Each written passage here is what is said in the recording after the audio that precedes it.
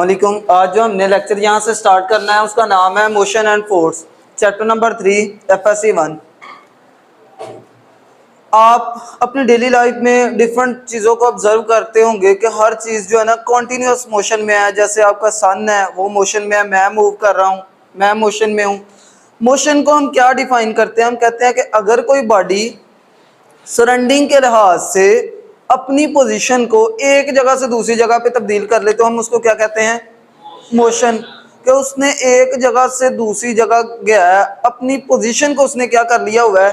Change. जब वो body अपनी पोजीशन को चेंज कर लेगी तो हम कहेंगे कि वो किस कंडीशन में है? मोशन में है। अभी इसके अलावा फोर्स, अभी देखो अगर मैं मूव कर रहा हूं तो मैं कोई ना कोई फोर्स लगा रहा हूं तो मूव कर रहा हूं। ये मेरे पास मार्कर है, इसको मैं यहां से यहां पे मूव करवाऊंगा तो मैंने कोई फोर्स लगाई। तो यानी कि वो वाली क्वांटिटी जो किसी बॉडी को मूव करने के लिए रिक्वायर होती है उसको हम क्या कहेंगे फिर? फोर्स। और इसके अलावा अगर आप अपनी यूनिवर्स को देखें, क्या नाम लेते हैं, स्टार्स हैं, मून है, आप कहते हो कि हमारी ज़मीन जो है वो सूरज के गिर्द घूम रही है, तो ये भी तो मोशन ही है, क्योंकि वो विद रिस्पेक्ट टू हर सराउंडिंग के लिहाज से वो क्या कर रही है? अपनी पोजीशन को क्या कर रही है? चेंज कर रही है। तो ये भी मोशन है। और ये मोशन कौन सी है? Perpetual motion. ठीक है ना?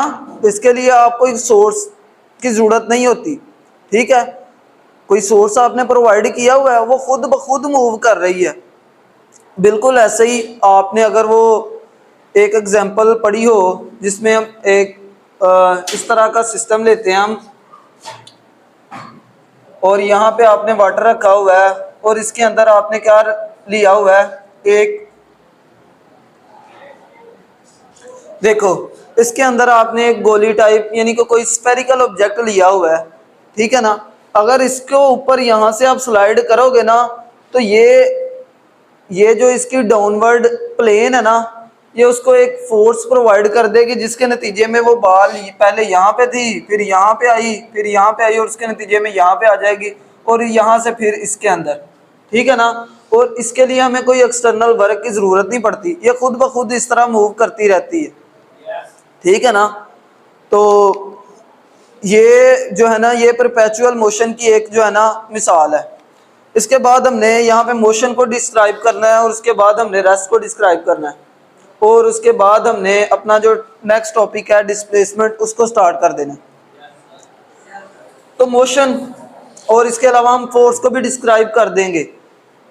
तो मोशन को अगर मैं डिस्क्राइब करूं तो वो क्या होगा कि अगर कोई बॉडी अपनी पोजीशन को with respect to surrounding change कर रही है तो उसको मैं क्या करूंगा कि वो किस हालत में है? मोशन की हालत में है।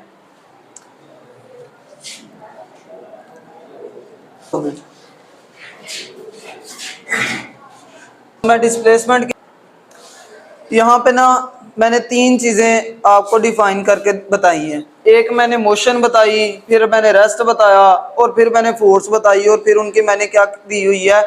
एक एक एग्जांपल। और इससे पहले मैं आपको बता चुका हूँ कि हर बॉडी कंटिन्यूअस मूव कर रही है। अगर आप हम यूनिवर्स को देखें तो मैं अपनी पोजीशन को चेंज करता हूँ तो मैं मूव कर रहा हूँ। अगर मैं क्या आता हूँ, मेरी गाड़ी है वो भी अपनी पोजीशन को चेंज करती है तो वो मूव कर रही है। आपकी अर्थ है वो सन के गिर्द रिवॉल्व कर रही है तो वो मूव कर रही है। इसके अलावा डिफरेंट प्लैनेट्स हैं वो रिवॉल्व कर रहे हैं तो वो भी किस हालत में है? मोशन में है। तो हम कहेंगे कि तकरीबन हर चीज जो है ना कॉन्टिन्यूअस मोशन में है। अभी देखो, if a body changes its position with respect to surrounding then it is in motion या it is called in motion. कि अगर बॉडी लेट्स सपोज ये है, ये मेरे पास एक मार्कर है, अभी ये किस हालत में है? क्या पोजीशन अपनी को चेंज कर रही है? नो। जब ये पोजीशन को नहीं चेंज कर रही तो ये किस हालत में है? मैंने इसको पकड़ा, यहाँ पे ले आया, इसने क्या पोजीशन चेंज नहीं की? जब इसने यहाँ से लेकर यहाँ तक पोजीशन चेंज कर ली तो ये किस हालत में आ गई?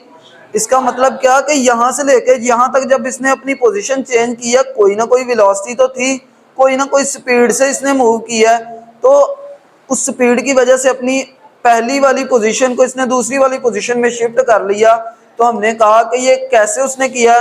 Bye motion. और अभी देखो फोर्स, फोर्स वो वाली कोई क्वांटिटी है जो किसी बॉडी को मूव करवाती है या मूव करवाने की कोशिश करती है। अभी देखो अगर ये रेस्ट पे थी तो कोई फोर्स नहीं थी लग रही। अगर मैं इस पे कहता हूं, वैसे इस पे दो लग रही हैं, एक डाउनवर्ड है एक रिएक्शनल फोर्स है जो इसको रेस्ट पे रख रही है, लेकिन मूव करवाने वाली कोई भी नहीं लग रही। तो मैं कह रहा हूं कि अगर इसने इस साइड को मूव किया ना तो उसके नतीजे में इस पर कोई फोर्स लगी है, जिसके नतीजे में ये यहाँ से यहाँ तक क्या हुई है, मूव हुई है। तो यही तो यहाँ पे मैंने डिफाइन किया, द क्वांटिटी विच ट्राइज या changes the position of the body. या तो वो किसी बॉडी की पोजीशन को चेंज करने की कोशिश करती है या चेंज कर देती है, इज कॉल्ड फोर्स। मैंने कहा कि वो फोर्स ही होती है। और मैंने कहा कि अगर आपकी बाइक एक जगह से दूसरी जगह अपनी पोजीशन को चेंज करती है तो वो कैसे चेंज करती है, पिस्टन उसके अंदर कोई वर्क करता है, ठीक है ना। उसके बैक हिस्ट्री पे मैं नहीं जा रहा, जस्ट मैं कह रहा हूँ कि पिस्टन की मूवमेंट की वजह से क्या हो रही है आपकी मोशन। तो पिस्टन क्या प्रोवाइड कर रहा है, फोर्स को। अभी यहाँ पे मैं डिस्कस करने लगा हूँ, आपका नेक्स्ट टॉपिक है डिस्प्लेसमेंट, ठीक है ना। डिस्टेंस है और डिस्प्लेसमेंट है। लेट्स सपोज ये देखें इधर डायग्राम में, ये पॉइंट मेरा ए है, ये पॉइंट मेरा बी है, ये मैं गया ए से बी तक, ठीक है। ये मैं गया हूं ए से बी तक, और इसकी एक और मैं मिसाल आपको दूंगा। तो डिस्टेंस को मैं कहूंगा actual length of the path, यहां से लेके यहां तक जो मैं मूव किया है, ठीक है ना, उसको मैं क्या कहता हूं, ये डिस्टेंस है। इसके अलावा डिस्टेंस को मैं अगर एक्सप्लेन करने लगूं तो ये एक पॉइंट लो, लेट्स सपोज मैं यहाँ पे खड़ा था और यहाँ से यहाँ तक ये 2 मीटर है और ये कितना है, 4 मीटर। अगर मैं यहाँ से यहाँ तक गया तो आप कहोगे कितना मैंने डिस्टेंस ट्रेवल किया है, और यहाँ से यहाँ पर गया तो फिर, और मैं अगर फिर यहाँ से यहाँ पे आ जाऊं तो फिर 6 मीटर टोटल मैंने डिस्टेंस ट्रेवल कर लिया। ये हो गया डिस्टेंस। इसको मैं यहां पे डिफाइन करता हूं, the actual length of the path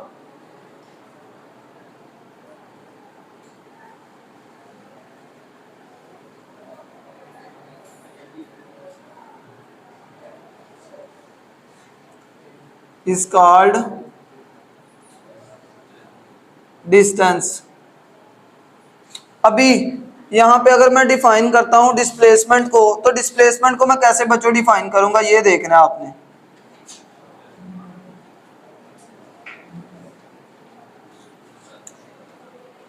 distance, जब डिस्प्लेसमेंट हम लेते हैं दो पॉइंट्स के दरमियान शॉर्टेस्ट डिस्टेंस को, सिंपल उसकी जो मैं डेफिनेशन करता हूं, अगर एक बॉडी एक जगह से दूसरी जगह पे जाती है तो अपनी पोजीशन को चेंज करती है।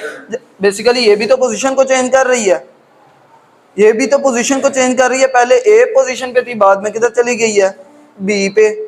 पोजीशन तो इसने की चेंज।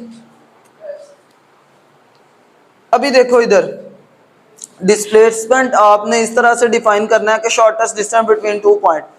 देखो डिस्प्लेसमेंट को हम इस तरह से डिफाइन करते हैं, यहां से अगर मैं डिस्प्लेसमेंट को ड्रा करूं तो ये मैं ब्लैक लाइन से रिप्रेजेंट करूंगा।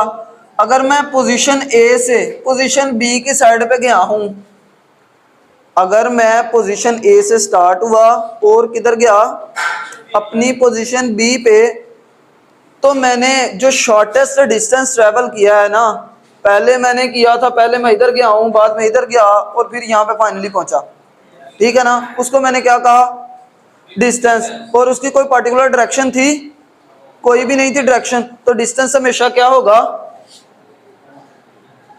स्केलर, ठीक है ना।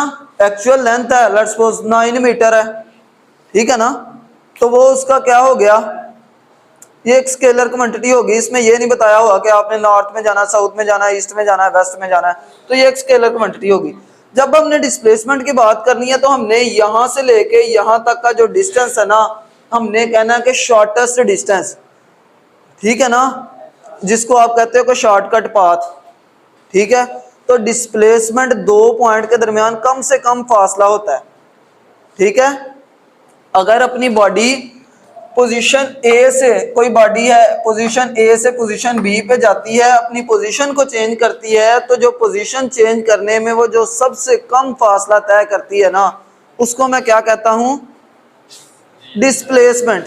तो यहाँ पे मैं लिख देता हूँ। अभी देखो डिस्प्लेसमेंट की एक पर्टिकुलर डायरेक्शन है, ठीक है ना। यहाँ पे अगर इसकी डायरेक्शन करें तो ये इस साइड पे जा रहा है, कभी ये इस साइड पे जा रहा है, ठीक है ना। अगर हम टेंजेंट ड्रा करें तो टेंजेंट बेसिकली इसकी डायरेक्शन के बारे में बताएगा, तो इसकी डायरेक्शन तो कॉन्टिन्यूसली वेरी कर रही है, ठीक है ना।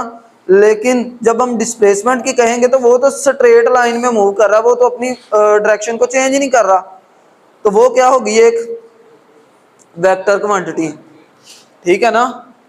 तो इसको मैं कहता हूँ द शॉर्टेस्ट डिस्टेंस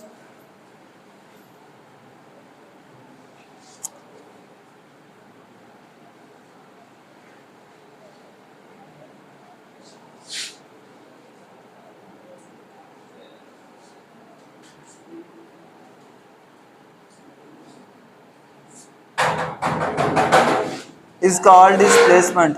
बेसिकली ये भी क्या है,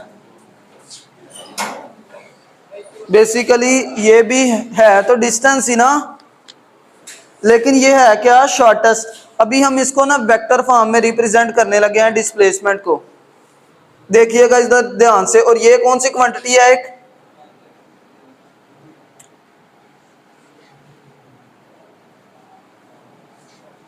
अभी मैं इसको जो है ना वेक्टर फॉर्म में एक्सप्रेस करने लगा हूं, ध्यान से देखिएगा।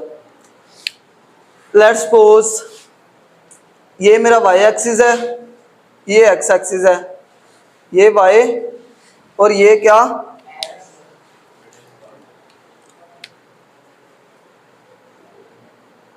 ये मेरा पॉइंट A है, ये मेरा पॉइंट, इसको मैं A कहता हूं, इसको मैं क्या कहता हूं, B।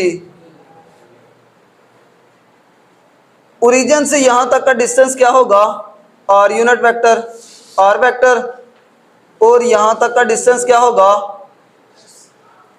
r2, ऐसे ही है ना। तो फिर मैं यहां पे एक रिजल्टेंट वेक्टर लूंगा। रिजल्टेंट वेक्टर कौन सा होगा, जो हमें बताएगा कि मैंने पोजीशन अपनी एक पॉइंट से दूसरे पॉइंट पे क्या की है, चेंज की है। तो जब मैंने अपनी पोजीशन एक पॉइंट से दूसरे पॉइंट पे चेंज की, लेट्स सपोज मैंने ए से चेंज की, ए से स्टार्ट हुआ और बी से गया, तो यहाँ पे एक चीज आपने देखी है, ठीक है, ये आपका डिस्प्लेसमेंट है, ये जो ब्लैक लाइन है, और इसको मैं क्या कहता हूं, R2 माइनस R1, ठीक है ना। ये जो आपका फार्मूला ये किसका है, डिस्प्लेसमेंट का। अगर मैं डिस्प्लेसमेंट को कैसे रिप्रेजेंट करूं, इन वेक्टर फॉर्म, और वेक्टर फॉर्म चूंकि मैंने इसको रिप्रेजेंट किया है, तो ये जो है ना डी की कोई डायरेक्शन है नहीं, डी की तो कोई पर्टिकुलर डायरेक्शन है। ये देखे ना, ए से स्टार्ट हो रहा है और बी के क्या हो रहा है, एंड अप। इसका मतलब क्या कि इसकी कोई पर्टिकुलर डायरेक्शन तो है, ठीक है ना। तो इसलिए डी भी क्या होगा, एक वेक्टर। ये चीज भी आपने यहाँ पे डिस्कस करनी है, और यहाँ पे इसका फार्मूला लिख दें।